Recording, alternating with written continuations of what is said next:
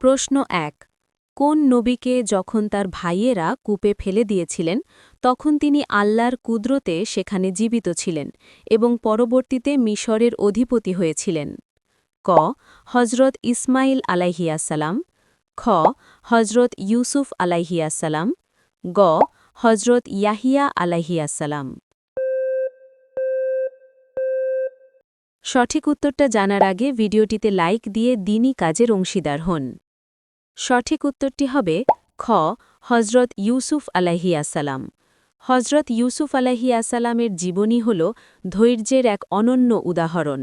কোরআনে তার কাহিনীকে আহসানুল কাসাস বা সেরা কাহিনী বলা হয়েছে। জেল থেকে শুরু করে রাজপ্রাসাদ পর্যন্ত তার এই যাত্রায় আল্লাহর বিশেষ রহমত ছিল। প্রশ্ন ২।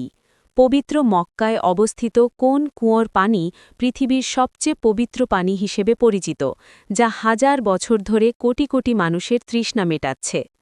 ক। জমজম কুয়োর পানি, খ। নীল নদের পানি, গ। জর্ডান নদীর পানি। আপনি যদি সত্যি ইসলাম সম্পর্কে আরও জানতে চান তাহলে চ্যানেলটাকে সাবস্ক্রাইব এবং পেজটাকে ফলো করুন। সঠিক উত্তরটি হবে ক। জমজম কুয়োর পানি। হজরত ইসমাইল আলাইহিয়াসালাম যখন তৃষ্ণায় কাতর হয়ে পা দিয়ে মাটিতে আঘাত করছিলেন তখন আল্লাহর হুকুমে এই পানির ঝর্ণা প্রবাহিত হয়।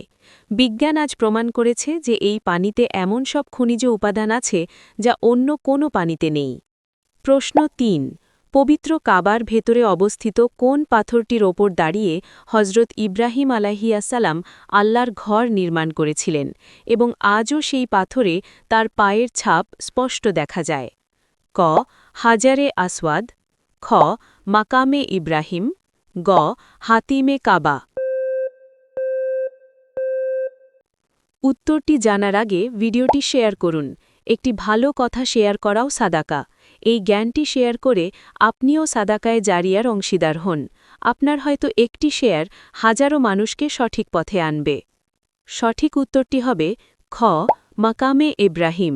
নির্মাণ কাজ চলার সময় হজরত ইব্রাহিম আলাইহিয়াসালাম যখন উঁচুতে ওঠার প্রয়োজন বোধ করতেন তখন এই পাথরটি আল্লাহর হুকুমে উপরে উঠে যেত। এটি একটি বিশেষ অলৌকিক পাথর যা জান্নাত থেকে আনা হয়েছে।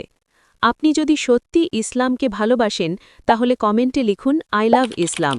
আপনি কয়টি প্রশ্নের উত্তর দিতে পেরেছেন কমেন্টে জানাবেন।